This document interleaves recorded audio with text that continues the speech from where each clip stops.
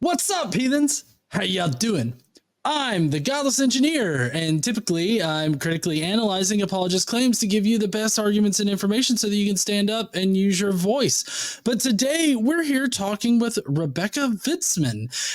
Rebecca has a new book that she is going to be releasing. I believe it's coming out at the very beginning of April.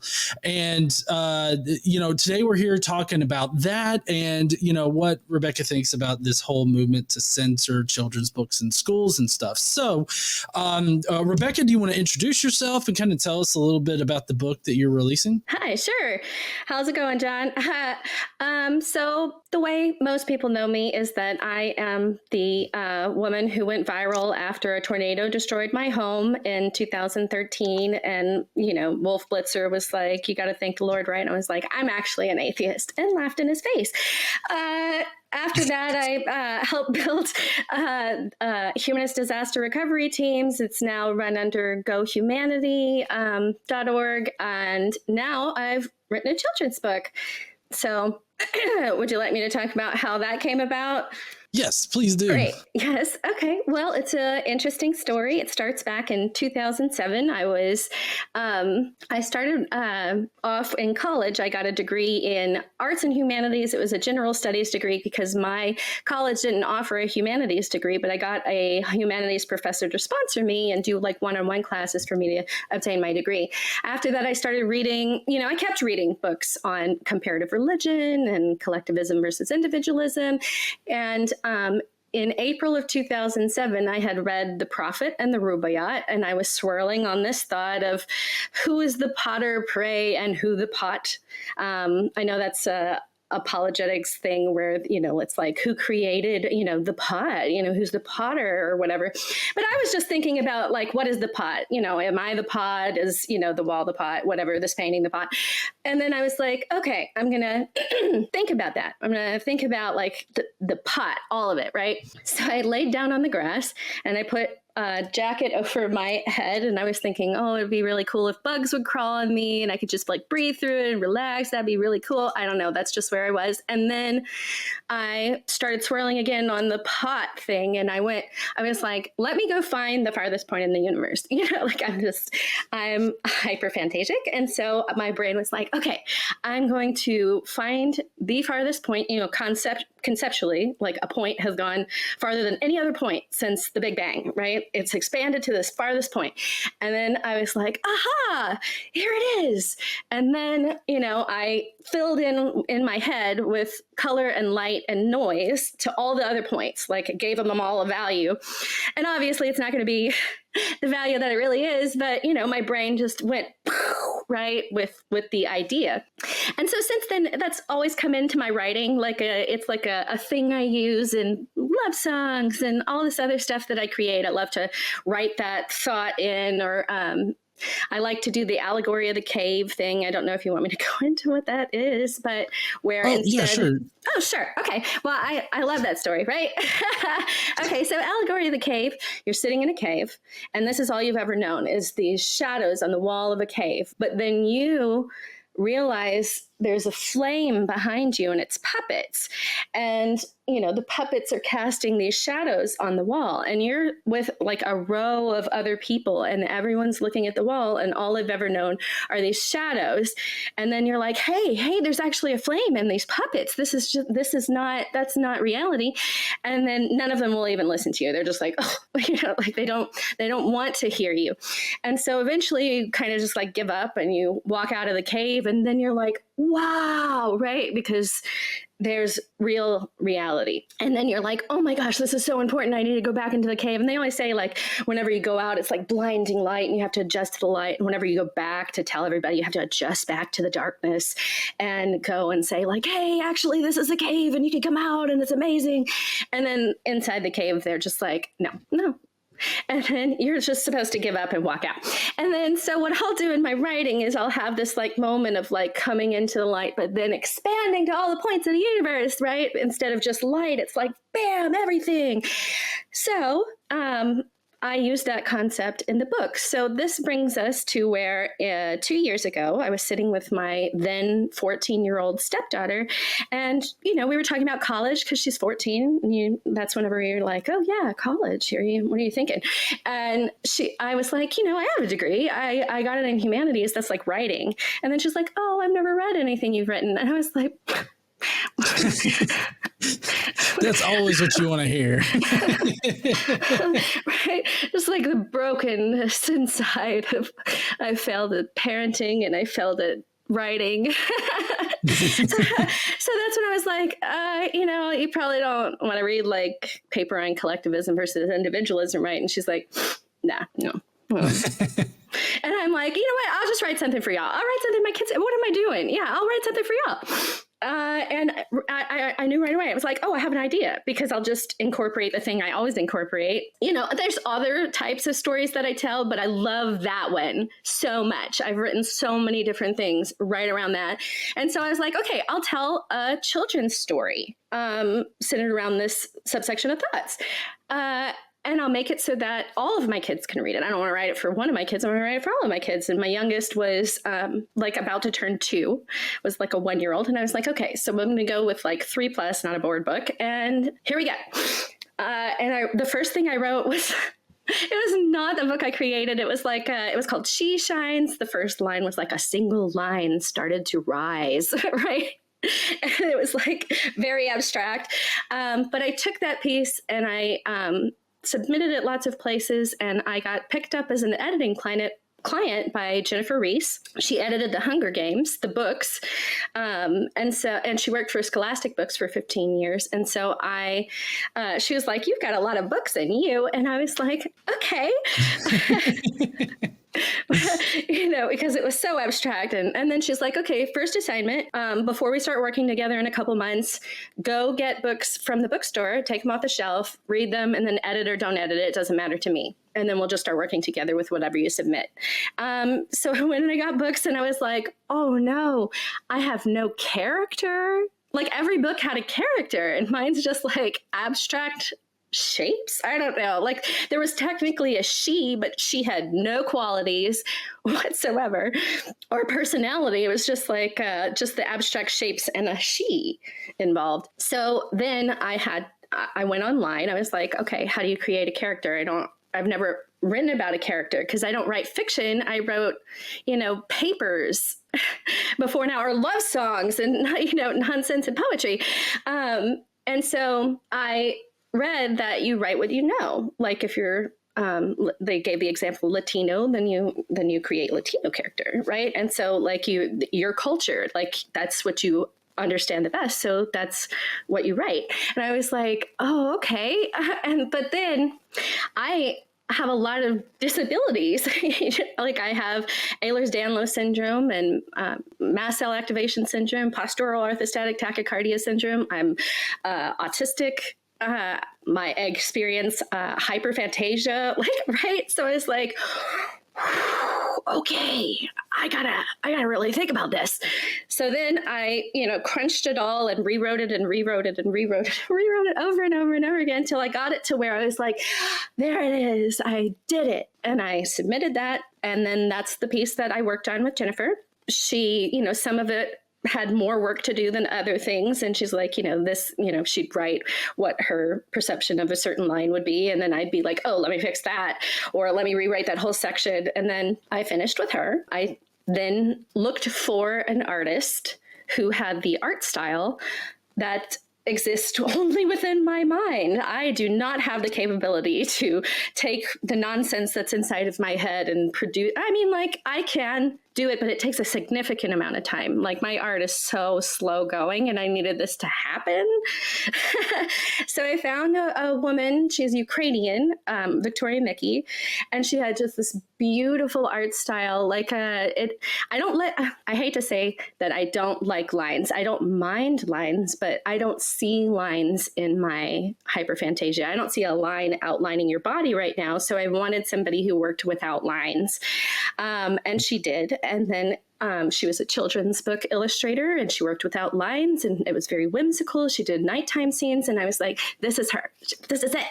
and I got a contract with her. And she created it, and then it's being published by Hypatia Press. That's run by David McAfee. It's Quality Irreligious Publishing, and its release date is April 4th. But yeah, that's the story.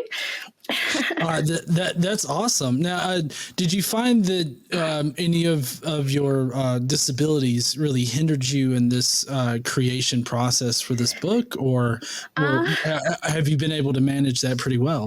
So the thing is the only reason probably the book was even created was due to my disabilities, because I get bedridden. I have frequent injuries. I get trapped in bed, and that's I don't like it, but this gives me something to do, right? I can write. I can always write. Well, that's not true, because sometimes I can't even lift my arms. But, sometimes I've rolled my ankle or dislocated my knee, or there's a lot of stuff. But if I slip a rib, no way I'm writing. I can barely exist without pain. But during the time that I was writing, it's kind of like I was trapped in bed. At least I can write. Yeah. Okay. And I'm looking at the about the book section right now. Can you explain, like for instance, what the hypermobile? I'm sorry, I'm not going to be able to pronounce this correctly. Ehlers-Danlos. Yeah. Ehlers-Danlos syndrome. What is it exactly? Okay, so hypermobile Ehlers-Danlos syndrome is a multisystemic connective tissue disorder. Connective tissue surrounds all of your organs. It is your skin and your eyes. It's your tendons and your ligaments. So like my skin, if you want to see like my stretchy, I can make this like weird little cave with it, but anyway, it's, right. I just have, or I don't want to show you what my limbs can do because I'm not supposed to do that anymore. But, you can bend much farther than most people. I used to be able to put I would lay on the ground and then I'd, lean back and then take off my glasses with my feet, because that was fun and interesting, as like a trick, as a party trick. But now I've become aware that can lead to long-term complications, which is why probably a lot more injuries started occurring in my 30s. So I have to be very careful now not to, I have to stop my movements before where they would go. Like I just have to knowingly, purposefully, mindfully move, which is like try walking mindfully all the time. Ugh, it's not what I want to be doing, but it is what I have to do. So she has this condition, which comes out in the depictions in the book. And actually, I went to the Norris lab. They're the leading world researchers for hypermobile Ehlers-Danlos syndrome. They have my genetic material so they can test and try to figure stuff out or whatever. And I asked them if they could look at the book and approve the language and the front matter, the back matter, and the positions depicted in the book. And they greenlighted it as like, yes, this is all like accurate. And, yes, these are all positions that a hypermobile Ehlers-Danlos person could be in, because there's like stuff that doesn't really happen as much. Like I sit with my legs in or bent. That comes in with the postural orthostatic tachycardia syndrome as well, because the blood will pool in my legs if I don't have them bent to send the blood back up to my head. And so the little girl is depicted sitting in these positions throughout the book. For the night blindness, she's night blind like I am. She's depicted being carried whenever she's outside at night, because I was carried, because I would just trip and fall over any crack that was in the ground. Right? The way that I've depicted it is through how she exists. And then for the mast cell activation syndrome, so a lot of people who have this condition are allergic to flowers. And so one of the universes in the book is depicting, something that could only be fantasy for her, because she would never be able to exist around flowers in that manner.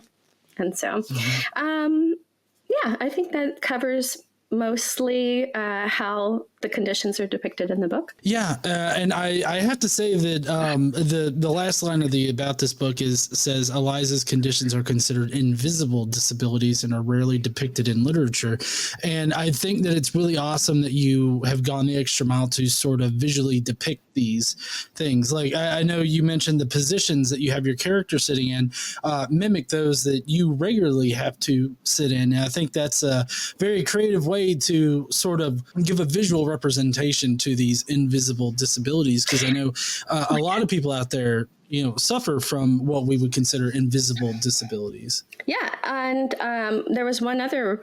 I was trying to pick out, the various ways I depict the invisible disabilities. Another one is she's night blind. So, something that if I did not let you know, you would not realize. But the star depictions are just artistic because she's never seen stars, maybe a couple. Like I've seen 13 tops, and that was whenever I was in the middle of rural Alaska at the top of a mountain at night. And I saw 13. I was so excited. It was the most I'd ever seen in my entire life. It's like, it's almost like there really are stars, instead of it being like a huge conspiracy theory. It's a joke. I know there's stars out there, but like I don't see them. And so it's all depicted in books and literature and videos and pictures. And I don't actually know what it looks like to a human who's looking at the sky and seeing stars. And so she, in the book, looks out and she sees this, it's the constellations aren't right. And the way that it looks is fantastical whenever you see it, because it's a projection due to her hyperphantasia. Yeah. And so I know before we started recording today, we're kind of talking about, your position on the censorship that's going on in schools. And I don't know if anybody would have a problem with depicting these kind of things, but I definitely see plenty of conservatives being like, what's this woke stuff, kind of thing. And so I'm just wondering, what do you think about that particular thing that's going on in our socioeconomic sort of bubble, I guess, here in the United States? And do you think that is going to affect like the availability of your book to children? So I have I can't even understand how we've gotten to a point where it's possible to ban books, because don't we have freedom of speech? Like, don't we have freedom of press? Don't we, like, there's a lot of like, don't we have these things? I grew up thinking that we did. And I also grew up, reading Fahrenheit 451, right? like, and these other things, or 451, however you say it. I always have it in my head, like, I'm autistic, and so it's like Fahrenheit 451 because it's said like that. That's another thing. I'm sorry, I completely forgot. She's autistic, and so she has special interests, and her autism comes out as well. Her special interests are space and art, and her mediums are color pencils and chalk. And so, right, there's more stuff. But and she could be nonverbal. She doesn't speak in the book. And I'm just adding a couple other things where it's like, I left these out before I talk about it because I'm going to use that in what I'm about to say.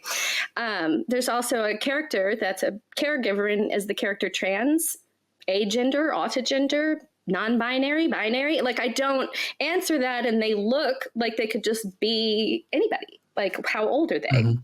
Like, who are they? Like, it's whoever. And so, yes, whenever it comes to these books and banning them, it seems like it should be against the law in general. And also, like, when I think about my book specifically, it's imaginary, right? It's imagination. And so but then I'm an atheist. There's a depiction of the flying spaghetti monster in the book. And I wonder if somebody would try to come after me in some way about what I've created. And I personally feel like I've created something that's awesome and that could be enjoyed. But I also recognize that in the climate that we're in, where we have this thing that, I mean, like, it is straight out of a dystopian novel in many ways. I don't know what to expect. And, I look at what's happened to Salman Rushdie and I'm like, I'm just like, well, I'm not going to allow any of that to determine what I do with my life. I made an awesome, adorable book that can be enjoyed by many people. And then whatever else is just whatever else. I can't control the universe. Universes. Yeah. And it seems like more, I guess, conservative or red states are the ones that are mainly banning the books and everything. And that's for doing exactly what you're doing. And that's providing a wider representation of, who actually exists, in the world out there. And, I have to say, excuse me. I have to say, I find it very worrisome because it seems to be getting a lot more fascist. Because like right now in Florida, there's so many books that have to be reviewed that a kid could go their entire time in school and never be able to get their hands from the library on one of these books. And if your book was to be caught up in that, that would be a tragedy because it is good. And I love the flying spaghetti monster section of the book. It's really cute. And when I was going through your book, I was like, oh, cool, flying spaghetti monster. Yeah, Bobby Henderson approved. Like I at first I was like, okay, I'm going to have this thing and there's this ability to nod here. But, I wanted to see if that'd be okay. And I was like, hey, Bobby Henderson, there's this spot where I could really be just put FSM right there. Is that fine? And he's like, do whatever you want. And I was like, oh, thanks. And then I later was like, can we use that in advertising the book? He's like, whatever, so yay. I'm so glad that he said yes, because her depiction is the most adorable I've ever seen. It's so cute. Yeah. And, I can't wait for the book to come out. I do have a son, but he's 14. And so he's more interested in video games and everything like that right now. But this is definitely a book I would have gotten for him when he was much younger. What's the target age range that you're thinking about for, who this book would be perfect for? Who did you write the book for exactly? So, like I said before, I wrote for my children. That was 3+. But as an autistic individual and somebody who I exist as of many ages, sometimes I'm a baby or I'm 3, where I am in that particular moment, can shift around. And I know that there's a experience among autistic people of kind of maybe childish things or stuffies or something like that is something that they carry on into their adulthood. So for me, it's just 3+, right? When it comes to the parents who will be reading the books, I think that the parents can enjoy it. I think, there's various degrees of who would be. I think anybody could technically enjoy the book as long as they're not put off by a universe creating pixie or a little girl pretending to be a universe creating pixie and, imagining herself as the Big Bang or, the flying spaghetti monster being depicted. As long as that doesn't bother you, then, if you want to see something fun and interesting and give yourself a little swirl, then, but 3+ is how I depict the age range. No, I think that's a perfect age range. And I mean, I think that goes along well with kind of your representation in the book, because the feeling that I get from the book when I read through it was just this very sort of open to exploring who you are and, exploring your imagination and everything. And I feel like that definitely hits on a wide range of ages. My son is just more concerned with video games right now. My kids are right now, at the time it was 14, 11, 9, 7, and 1, right? And so I was writing around those ages. And the thing is the last line in the book, I'm not going to give it away, I don't think, but every single one of my children answered that question, and the stuff their brains came up with were just mind-boggling. I'm like, oh my gosh, we need to get artists to depict what you're saying, because I've never heard of anything like that before. And we started drawing all these pictures, and a lot of art came from that, just like my children were so inspired by the question that they ended up creating all these their own universes, right? There's Eliza Dee's universes, and then there's all my children's universes, and I'm sure there will be other people's universes as well. And, even a scientist could come and answer the last question and see what happens in their brain. Yeah, and I definitely don't want to reveal the last question there, but I could totally see how so much creativity came out of that.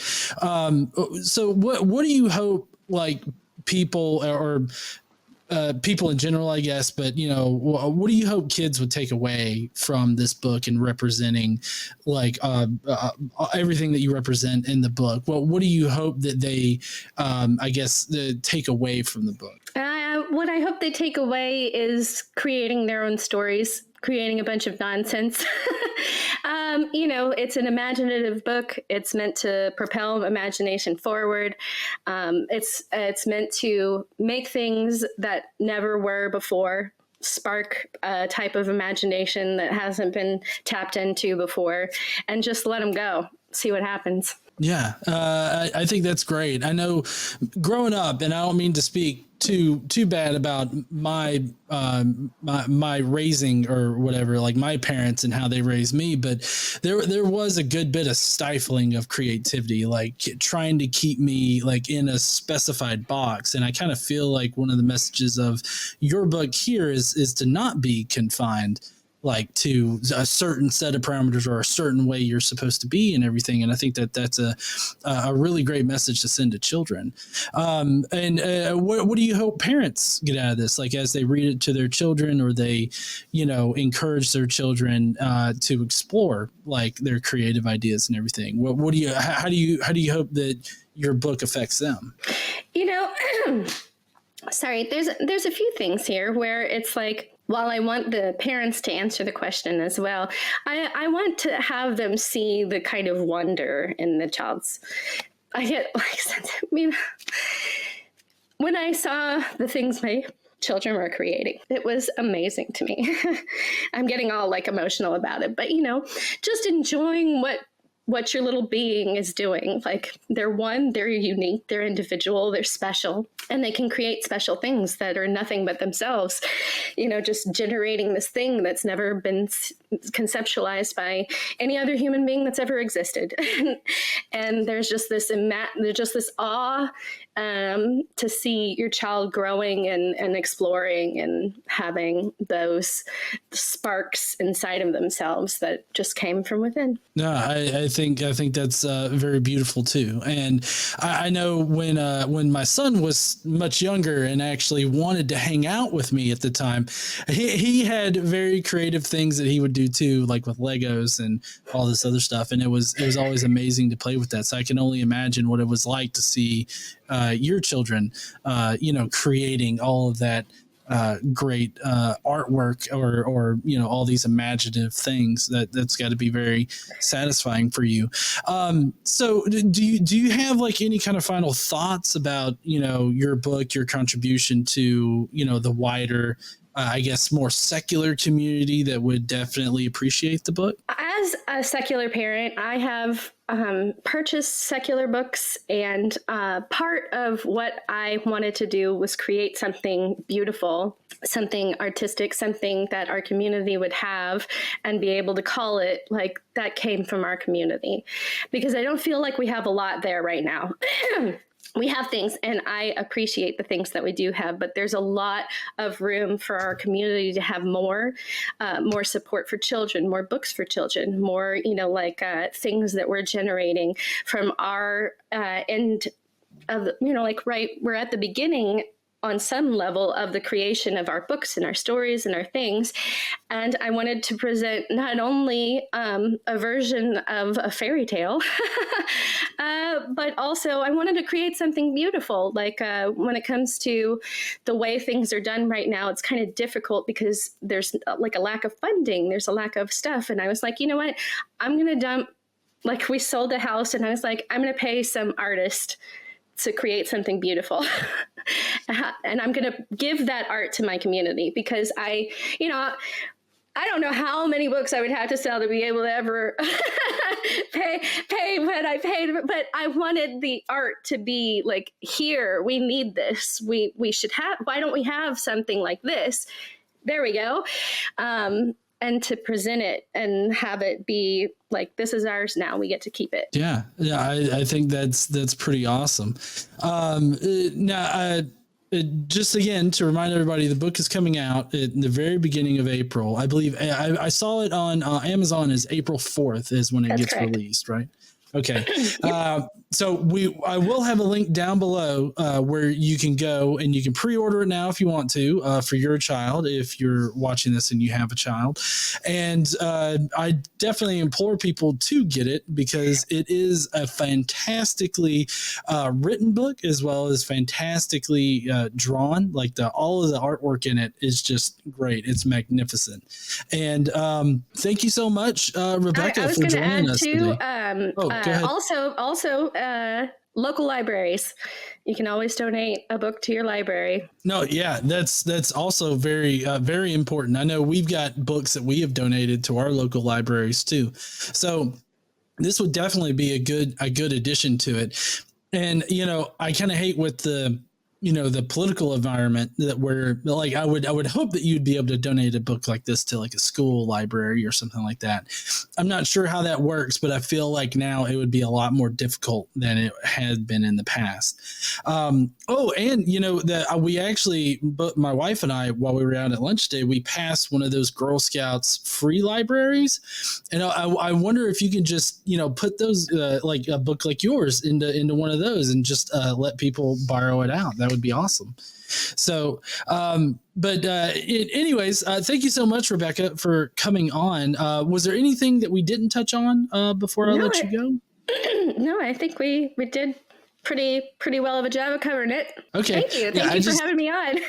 No, thank you for coming on. I always love highlighting solid creators in the community that are looking to put forth such positive contributions to like just, society in general. And I feel like this book will be a major contribution, and it definitely helps by illuminating those invisible disabilities and making kids feel, not so much like they're alone in, having these kinds of experiences. I meant to say one last thing. You asked me if That's okay. Throughout the book is the zebra, and that's the mascot of Ehlers-Danlos syndrome. Oh, okay. I didn't know that. I didn't know they had a mascot right? for that. And I forgot until the last second. I got it in. Woohoo! Do you know why a zebra is the mascot in particular? Yes, I do. So there's this phrase that's taught to doctors whenever they are in med school that says, if you hear hoof beats behind you, don't expect to see a zebra. But when it's Ehlers-Danlos, we're most definitely not what they expect. It is very difficult to finally get diagnosed with this. I was 39 when they finally figured out this thing I've had since I was born.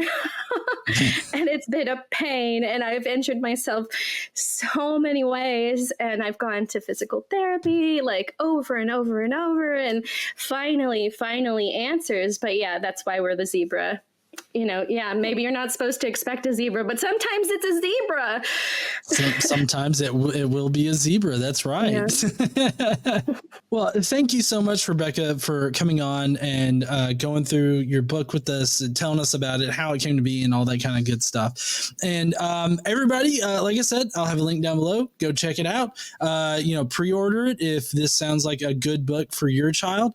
And I guess we'll see you heathens later. Don't forget to stand up and use your voice. Bye, heathens. Bye.